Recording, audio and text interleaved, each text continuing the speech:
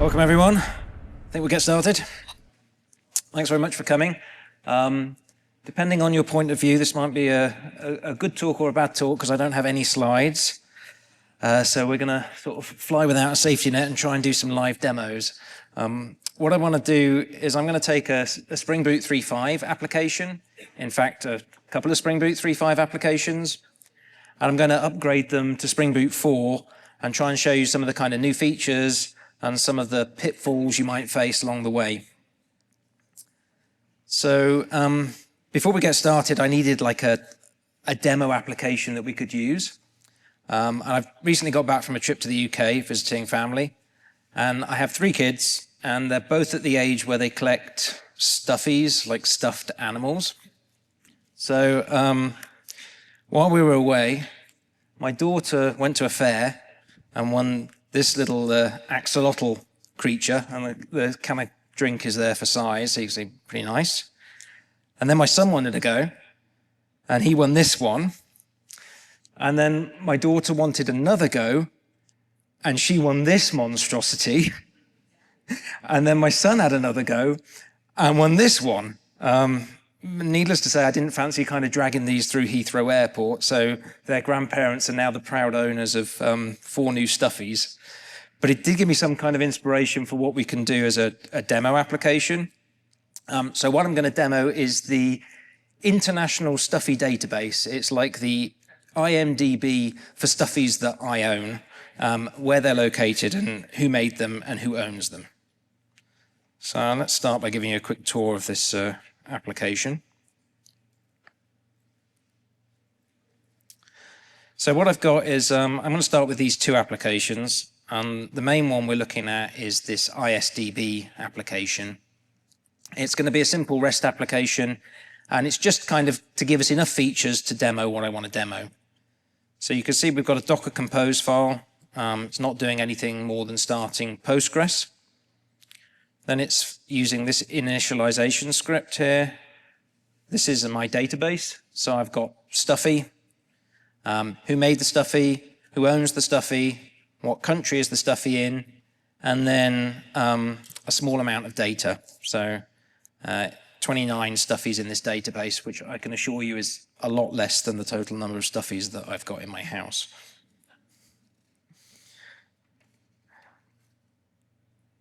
Let's have a look at the POM file, see what we've got there. So you can see it's a Spring Boot 3.5 application, 3.5.5, latest release. We have a few dependencies. We've got the web dependency. So it's a standard classic kind of web application. I'm using Spring Data JDBC for the data access. I've got Actuator. I've got Flyaway. I'm going to come back to this in a minute or 2. And nothing much else. Docker Compose support as well. We're going to look at the code. We've got kind of 3 relatively boring packages that are all pretty much the same. They define some domain. So country is just a record with an ID and a name. Manufacturer, similar sort of thing, ID and name. And then we're using Spring Data repositories here. So if you haven't come across this before, this interface will be generated when the application starts, and the implementation of the query will be based on the name of the method. So I've got like find all countries, ignoring the case. Same sort of thing with the manufacturer one, and same sort of thing with the owner. And most of the kind of magic is in our Stuffy package. So here we have a Stuffy domain object. A couple of things to point out. This is a standard record again, but I have got some Jackson features. I'm using JSON view, which if you've not seen it is a way of kind of representing a subset of your data for certain return types. So I've got a minimal view and I've got a detail view, and the minimal view's just got the ID and the name, and the detail view has got the name and the type. And then we've got some controllers. We've got a Stuffy controller. So this bad boy just is for looking at a single Stuffy. So you can see I can do things like, who owns this Stuffy? Give me some details of it, and get me a picture of it if I want one. And then Stuffy's controller is like more details about all the Stuffies. So I can give you a list of them. I can count the number of Stuffies we've got. I can find Stuffies for a particular owner, etc. I think that's what I want to show you with the code. Let's maybe run this thing. See if it starts. Oh, I've got some nice ASCII art, obviously. So if I do HTTP Stuffies count, so you can see here 29 Stuffies kind of matches the, can everyone see that okay? A bit bigger. That matches the number of Stuffies we've got in our database. I could do, let's see, like how many Stuffies has Adam got? Quite a lot, or Sophie, etc. I can find out which of the Stuffies are in the UK. And I could find out like who's made a particular Stuffy. So like if I go, who has Stuffies made by Jellycat, cat. So you can see here, kind of, it's a pretty simple REST API. We also got an actuator endpoint. So if I do actuator health, and we just got one endpoint enabled. It's a health endpoint. So we've got all the standard stuff, and we've got one custom health endpoint here because I want to demo something that's going to break later. Just have a quick look at that.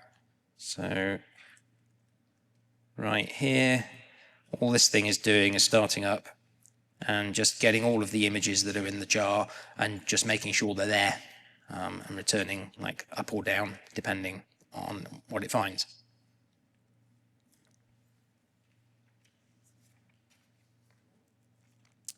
Okay, so that's the first app. The second application that I want to show you is perhaps the world's most pointless command line application. So this one is dead simple. Let's have a look at the POM again. This is using Spring Boot. It's using the Spring Webflux dependency directly. So it's not using the starter, it's using Webflux. And it's got some netty stuff. So this is a reactive application. And the only thing this does is when you run it, it gets given the auto-configured web client builder and does a call to that count endpoint that we just saw, and then returns the output, whatever it is. So if I run this, no, not an applet. Who runs applets? Yeah, there we go. So 29, same sort of deal. Okay. So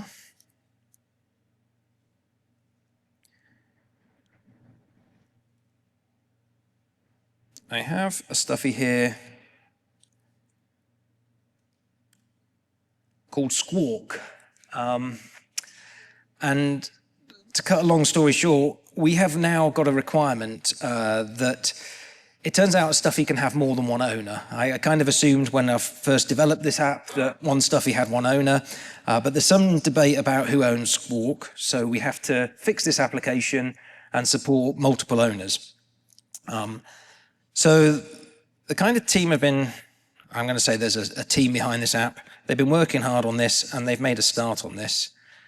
And I want to go back and show you the flyway stuff now. So if I look at that init SQL again, you can see that the Stuffy table here has like one owner. But this app actually has been updated to support multiple owners, and it's done that using a flyway migration script. So here you can see these scripts just run when the app starts, flyway kicks in, it tracks when it's added the data and then does the migration. So you can see we're creating a new table to do the relationship and then updating the data and then dropping the original column. I can sort of show you that in action by, if I jump into here and then stop and restart Docker. And then I can, sorry, I can then connect to the database and show you the tables. You can see that when the app first starts up, Docker Compose is running that init script, up come our initial database. And if I run the application again,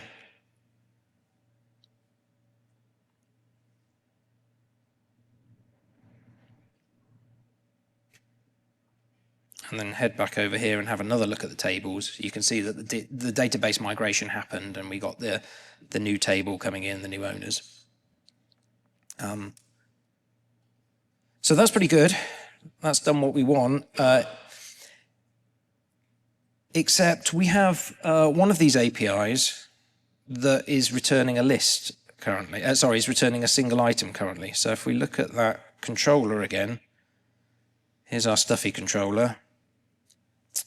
And you can see we have something here that is given a stuffy ID, tell me who owns it. And that's currently returning just the first item from whatever the database gives us.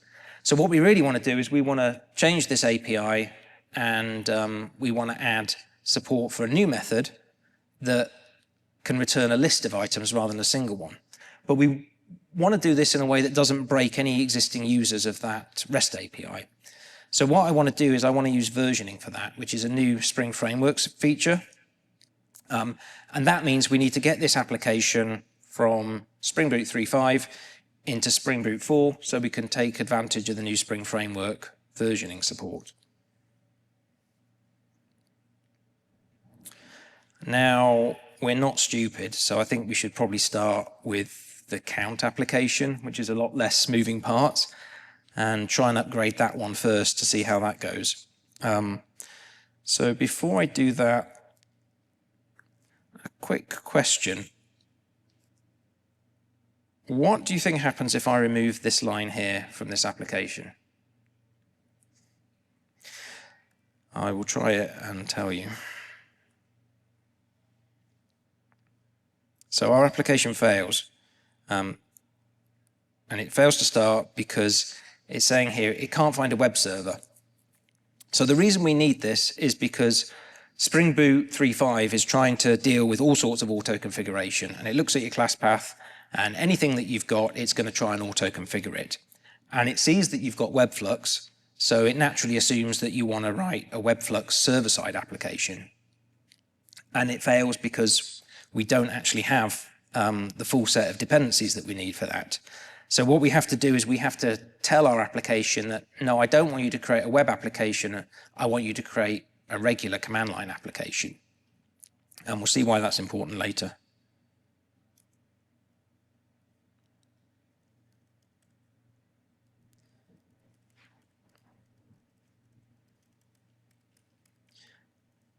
Let's just build this on the command line as well, because I want to show you something else. If I unzip this file, you can see that the auto configuration jar we've got in there is 2 meg at the moment, so quite large. Okay, let's upgrade our application. So start with, we should just be able to just change this version, right? Upgrades are always smooth. So if I change that to M2, it should download the latest jar from Maven Central. And I'm just going to build it again over here.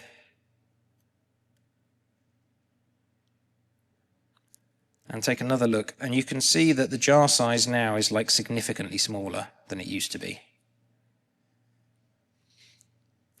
So let's run this application. And you can see that the first problem we've got is this application no longer starts. So the reason this application no longer starts is because that jar is so much smaller. The reason it's so much smaller is we're no longer shipping all of the auto configuration to you. So you're getting just the core stuff and nothing else. So this application does not know how to give you a web client builder because there's no auto configuration for it. So I need to fix that. And there's a couple of ways that it can fix it. The easiest way that we're providing in the hope that you can kind of get up and running quickly, is we've added a new starter called the Spring Boot Starter Classic. So if I change that to the Classic one, rebuild this thing,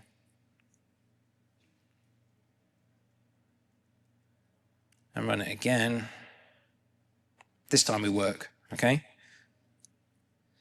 However, what this has done is come at the cost of what's in your application. So if I look at what's in this jar and unpack it, you can see we've now got lots and lots of modules in it. So this is because a big part of the effort of Spring Boot 4 has been modularizing the code base. So we've exploded it all out, and then because you've used that classic jar, we put it all back in for you. But you can actually now see, rather than it being in one jar, you've got multiple ones. So that's fine. It's kind of going to behave like the old app. It's not going to be a big problem, but we can actually be a bit more focused if we want to now. So we've got this classic jar, but we've also got some new jars, and one of them is the web client jar. So if I include Spring Boot Starter Web Client, and then let's rebuild this app again, and have a look now, you can see when we use the kind of more focused jar, when we use the more focused starter, we just get the modules that we need for that kind of application. So we're no longer having to ship like Flyway and Liquibase and reactive web servers and Tomcat configuration for this command line app. We're only giving you the jars that you need, which in this case is the web client jar and some Spring libraries.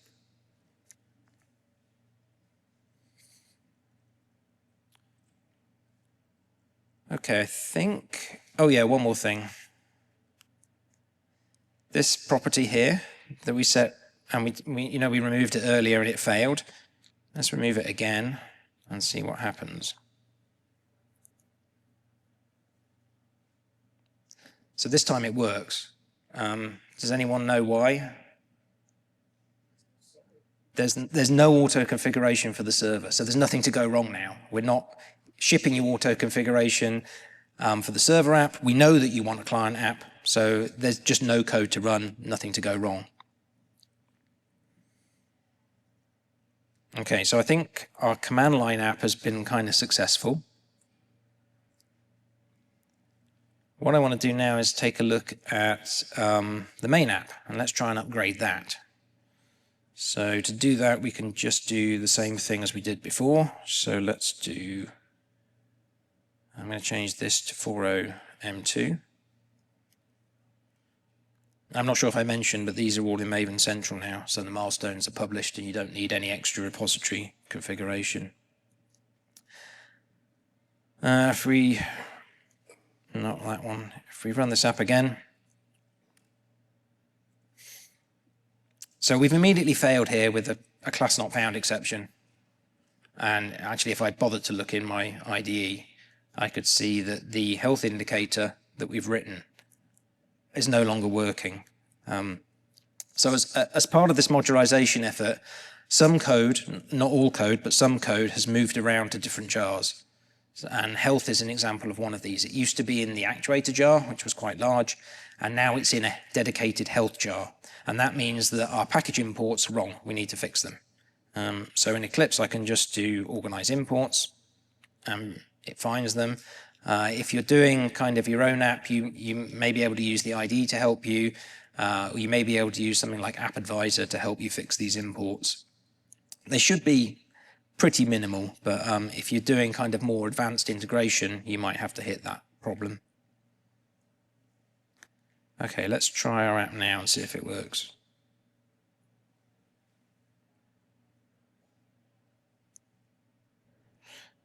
It almost works. Let's try it without running anything else.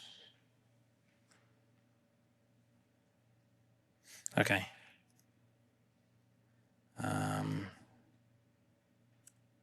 So health looks good. I can get that picture back out. I can find users. So it looks like our application's working, right? I want to show you one potentially nasty pitfall of upgrading Spring Boot 3.5 to 3.4. What I'm going to do here is I'm going to stop Docker Compose again and restart it. So this is going to give us a fresh database, like reinitialized with the init script that we had previously. I'm going to stop this app and run it again. And it looks like everything's fine, right? But if I go back over here and hit one of these endpoints, we're getting like a status 500 error. And if we look at the stack trace, you can see here, it's a Spring data error, and it's telling me that this new table that we created previously no longer exists. So does anyone have a clue why? Same story, missing module. Flyweight, right. So we have, let's have a look at our dependencies again. Like if we look at our dependencies, you can see here, we got a bunch of starters for the web and data JDBC, so those all work fine. But for Flyway, we never offered you a starter for Flyway. So you previously used to have the auto configuration jar, and then you'd add the Flyway jar directly, and we'd do the right thing. But now there is no auto configuration for Flyway, so this is not going to work. So you have two options. Again, you can use that kind of classic starter and pull back everything, or you can use the new Flyway starter. So if we do that,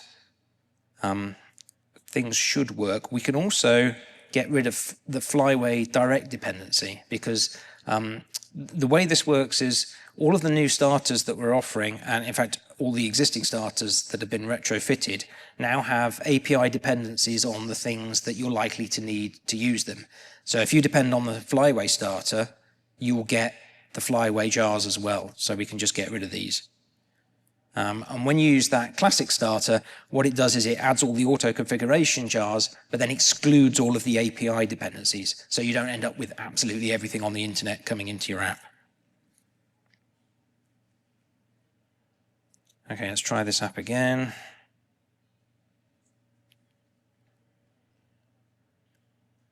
Okay, and this time you can see that the database migration worked.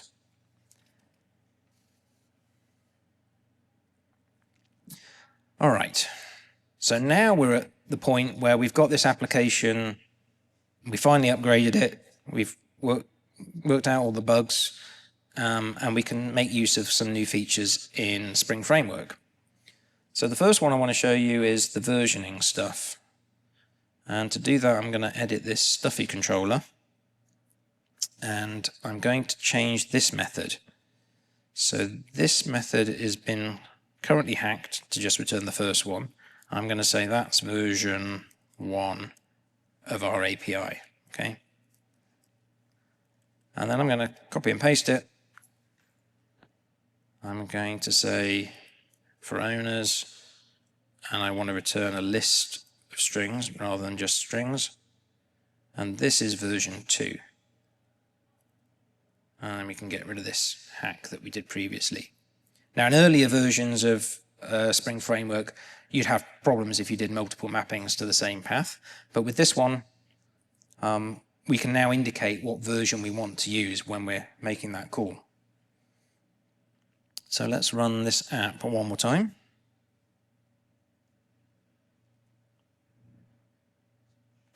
And it fails.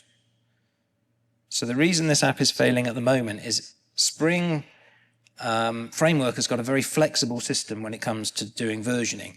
So it knows that you might want to offer a versioned API, but it's not prepared to make a decision about how you're going to do that. You've got to tell it. And there are a number of different strategies that you can use, a lot of pre-baked ones, or you can write your own.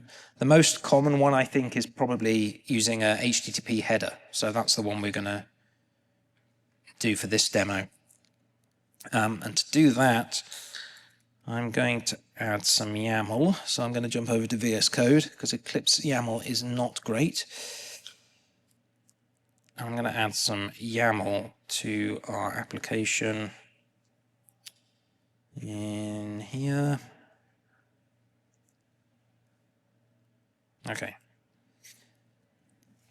So the way this property works is we're having Spring MVC there's a new API version key, and then we have two things underneath it. We have the default. So what that's saying is if a user makes a request, because you've maybe got existing users that didn't even know about versioned APIs. So if the user makes a request and there's no version information with that request, then the default version I want you to use is 1. Wow, that does not work very well. And then this key here is saying the method that I want Spring MVC to use in order to find this version information is to look at header. And the header we want to use is called API-version. So let's first of all check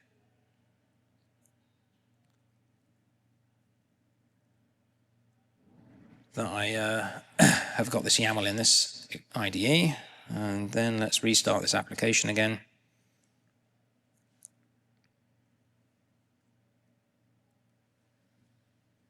And we can now look at stuffy naught, I think it's 4.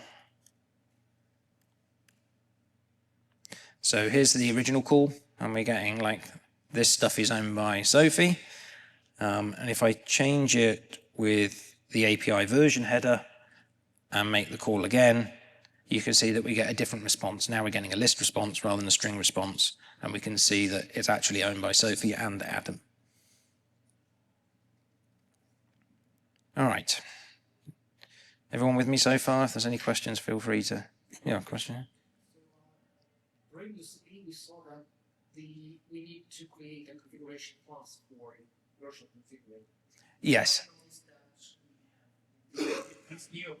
Yes, okay, so the question is, I was at the Spotlight session and I saw a demo where someone wrote some code in order to configure this stuff, and now I'm seeing a property for it. And what you're seeing there is the live effect of conference-driven development. So when that first demo was put together, we didn't have properties. This property support was added last Thursday. So that's why it wasn't presented in the keynote. However, I will say that the API is very useful if you want to do more advanced things. And that API is actually what this property is calling to do the kind of magic. Okay, so I've got these two applications. I want to show you the ISDB team has been hard at work and decided that they want a web application as well as a command line application. So I want to show you that because it's going to give us an opportunity to demo some more new features. So let's have a look at what we've got here. First of all, we have a Docker Compose file, and we are starting up OpenTelemetry. I hope we have time to get to this, but we'll see. Then we have a POM file, and right here we have, so this is a Spring Boot 4 application already.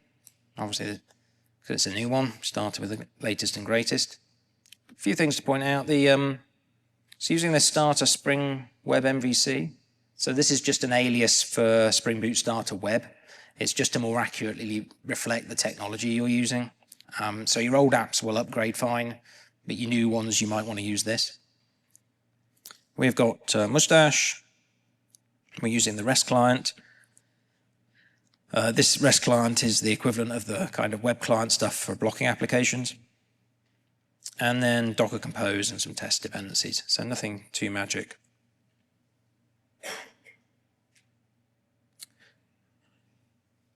All right. So we also have some code to look at. So application, nothing much in it. A couple of objects that we return as JSON. Again, nothing much to care about. This is the main bit of work. We have a web controller. So this is a classic Spring MVC application, so it's not a REST controller, it's a regular controller. Most of the methods return model and view. So you can see we have an index and a stuffy. And then we also have one that returns kind of data directly, which is to give you the image of the stuffy. There's a service as well that simply pulls information from who owns the stuffy and creates a nice string from it. The main thing that I want to show you in this application, though, is this stuffy HTTP client code. So this is using HTTP service interfaces, HTTP service clients. This is a new-ish feature in Framework, so it's existed previously, but there are more annotations in Spring 7, and there are easier ways of configuring it now than there previously used to be. And you can see all we need to get this app working is one annotation to say to Spring Boot, hey, this interface is something you should pay attention to. We're giving it, this is a group, so we're giving it a group name. And then these are just the remote calls that we're going to make. What will happen is, much like with Spring Data, when it created the implementation of the repository, Spring Framework is going to create an implementation of this interface, and whenever you make a method call, it's going to do the remote service call. Okay, so let's start this application and see what happens.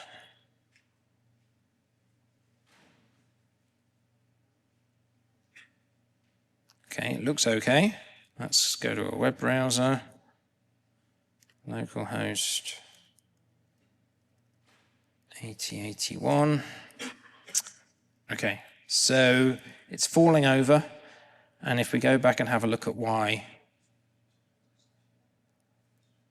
you can see here we've got a URI with undefined scheme, whatever that means. If we dig through the code, it's clearly coming from this HTTP service method stuff.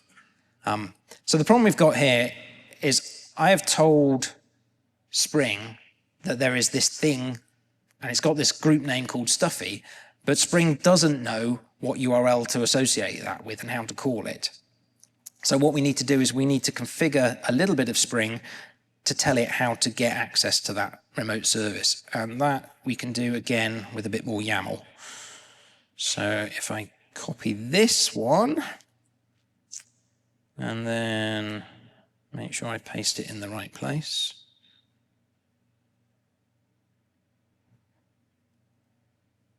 Okay, so there's a little bit to explain here.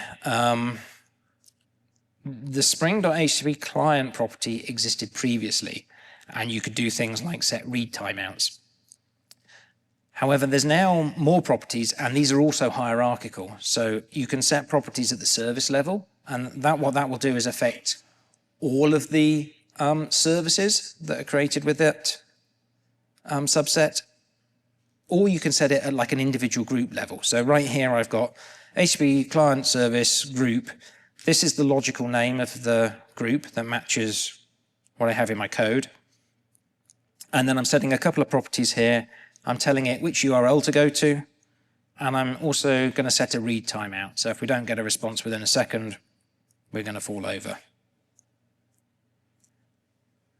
So let's check that that's loaded up. Should it be fine? Run this app again. Okay, so you can see our application's now started, and this is, like I said, it was just a subset of the stuffies that I've got in my house. I asked my kids, can you collect some stuffies so I could take some pictures of them? And I came into the living room and they'd done this. So I was like, thanks.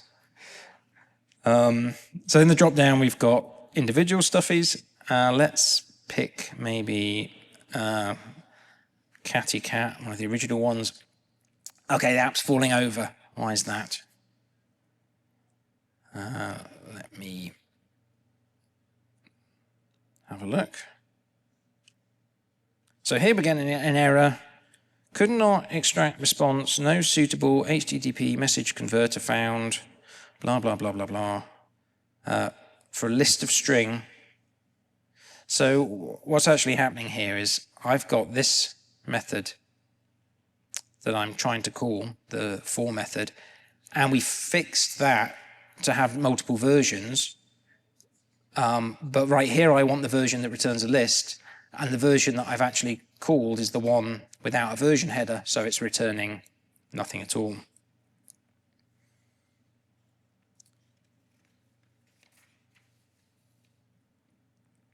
The good news is, because the framework support is quite complete, we can also add a version attribute to this annotation as well. So if I want to update this to call version 2 of the API, this is all I need to do on the client side. So let's restart this application again.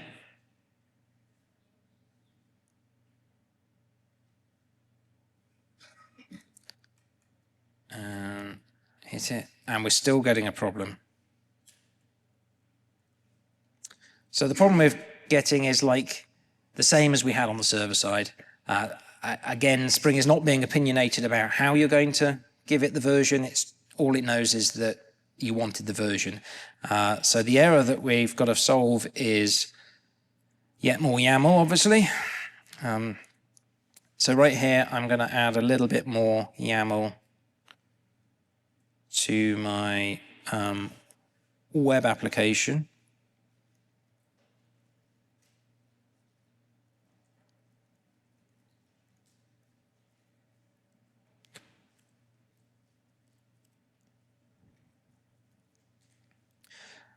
So here I'm taking advantage of this hierarchical nature that I spoke about. So what I'm saying here is any service client, it doesn't matter, we've only got one, but any of them, I want you to use an API version by inserting the header named API version.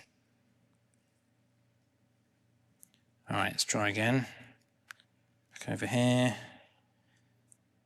Check my YAML's loaded. Remember to stop the app.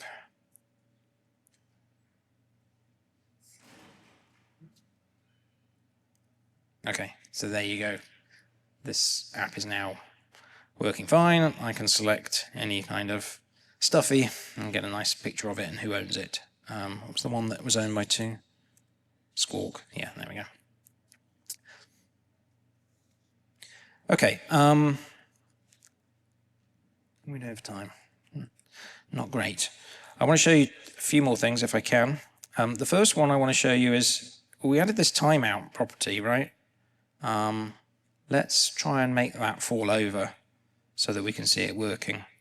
To do that, I'm going to change the stuffy controller, and I'm going to put a method in here called nap now and again. This is obviously bad, but it's using global state, and now and again, every few requests, it will put in a sleep for 4 seconds. So, and it'll log having a nap. So let me restart this application again.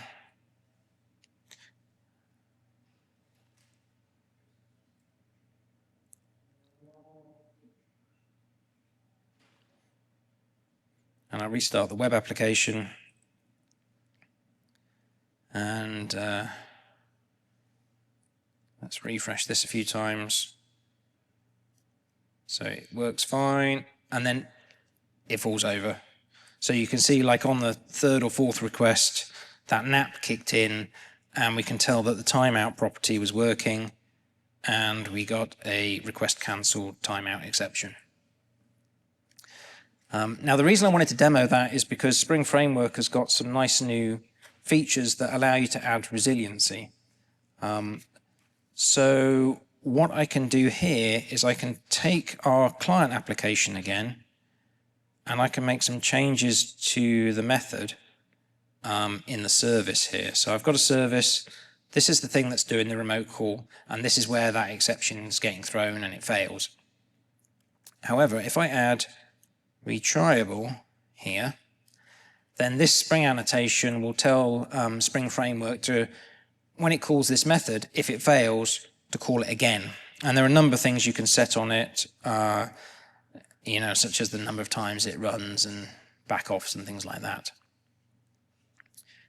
In order to enable these features, I also need to add one more annotation, which is enable resilient methods. So let's try that. Our website should work. So that one works, that one works. This one is slow, but we can see that it did work this time. It didn't fall over in a heap. And if we look at the logs, you can see that it kind of made multiple calls. to get it.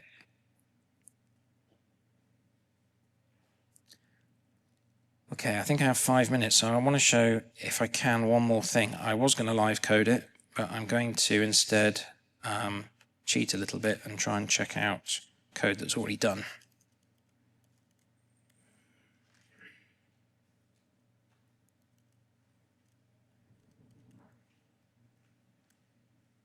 Okay.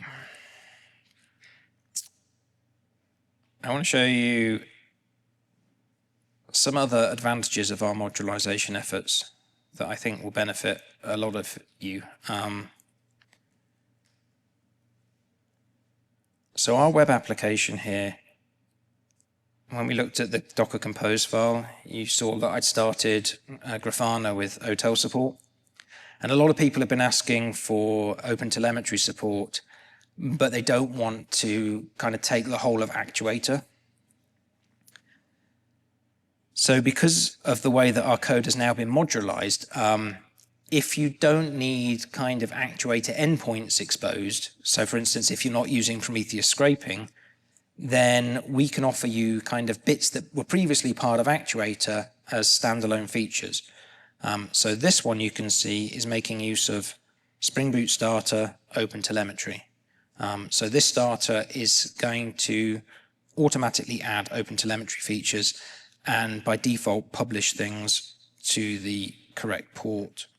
The only thing that I've needed to change in the YAML is I've had to tweak the tracing probability sampling rate here to make sure that every request goes and sends a trace back.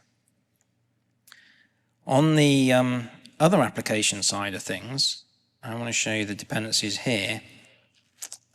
For this one, I've added a dependency not on the starter, but on the module itself. So I've added OpenTelemetry, and I've added the micrometer bridge support.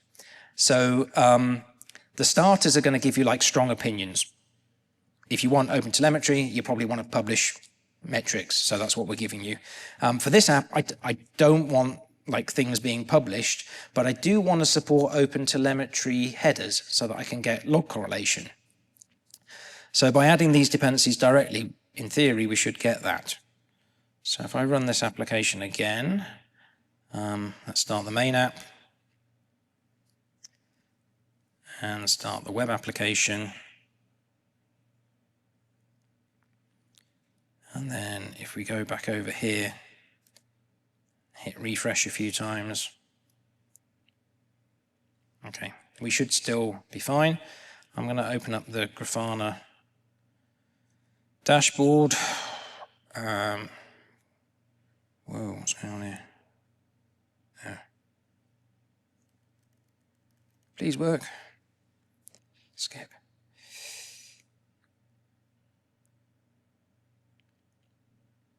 There we go. So I can look at traces, hopefully. Yeah, okay. So here we go. You can see we have 8 traces that have happened, and I need to shrink this down a bit. And we can look at this one that's caused us a like 2-second delay. And if we click on that, you can see that we're automatically getting an ID associated with it.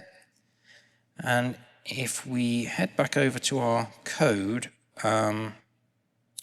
for our server-side application, what we should see is because we had the because we added OpenTelemetry support without the publishing, we should find that this ID here, this correlation ID, is automatically coming out in our logs.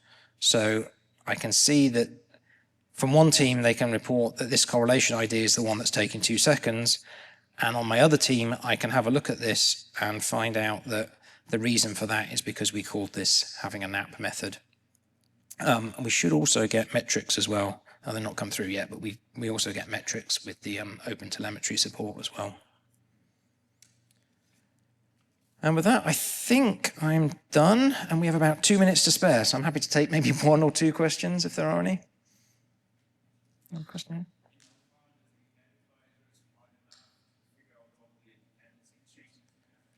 So the question is, how far is the app advisor coming along with its ability to upgrade dependencies? It's kind of early days yet because we're only at the second milestone, so we kind of I think we've done a lot of analysis on things like package imports, so it's getting pretty good at that. In terms of the POM, I'm not sure quite what's going on there. I don't know how long it's going to be before we can give you the kind of more advanced, or you're using Flyway, we need the Flyway starter. I think some of those gotcha ones, I think, should probably be supported by the tool. But for other ones, it might be better to just throw in the classic starter and kind of get you going that way. Any other questions? 1 minute. Nothing? All right, I'll be hanging around in the spring. Oh, question here?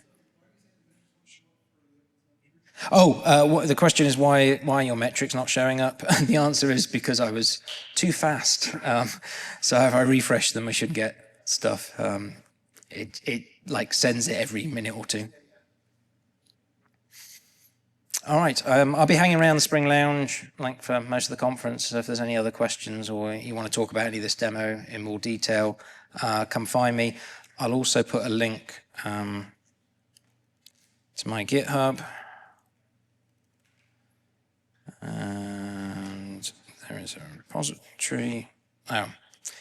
I will, it's still private. I'll open it up after this conference. There's called What's New in Spring Boot. You should be able to find the repository pretty straightforward. It will be under this tab, probably near the top. I'll make it public afterwards. All right, thank you very much.